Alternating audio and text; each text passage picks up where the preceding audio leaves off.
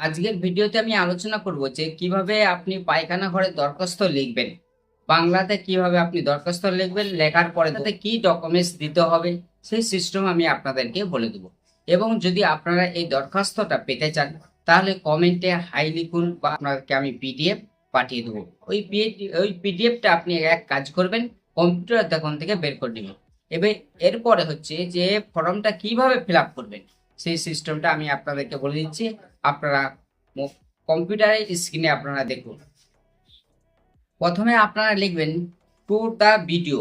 আপনার to the video লেখার পরে তারপর ড্যাশ চিহ্ন আছে, ওই ড্যাশ চিহ্নতে আপনি লিখবেন আপনার ব্লকের নাম।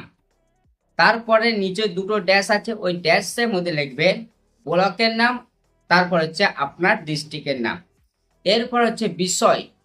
বিষয়টা কি হবে, যে পায়খানা ঘরের আবেদনপত্র, এটা লিখবেন।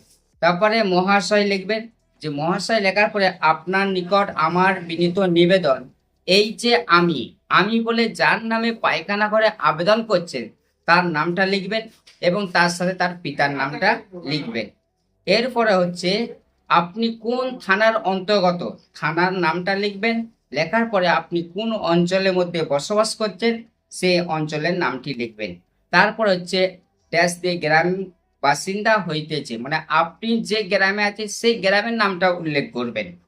এরপর আপনার কাজ হবে, অতএব মহাশয় নিকট আমার কাতর প্রার্থনা, আমি খুব অসহায় ব্যক্তি, আমার কোনো পায়খানা ঘর নেই, আমাকে একটি পায়খানা ঘর দেওয়ার জন্য অনুরোধ করছি, এটা লিখবেন। তারপর আপনি ইতি লিখে আপনার নামটা সই করে দিবেন।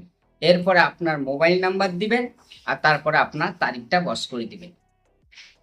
তার সাথে সাথে আপনি কি ডকুমেন্টস দিবেন, আপনার আধার কার্ড দিবেন, ভোটার কার্ড দিবেন, ব্যাংকের পাসবই জেরক্স দিবেন আর প্যান কার্ড দিবেন। যদি প্যান কার্ড থাকে তাহলে আপনি প্যান কার্ড দিবেন। দেওয়ার পরে আপনি জমা করে দিবেন। ভিডিওটা যদি ভালো লাগে আপনারা বেশি বেশি করে শেয়ার করবেন আর আমাকে সাপোর্ট করবেন নেক্সট ভিডিও পাওয়ার জন্য।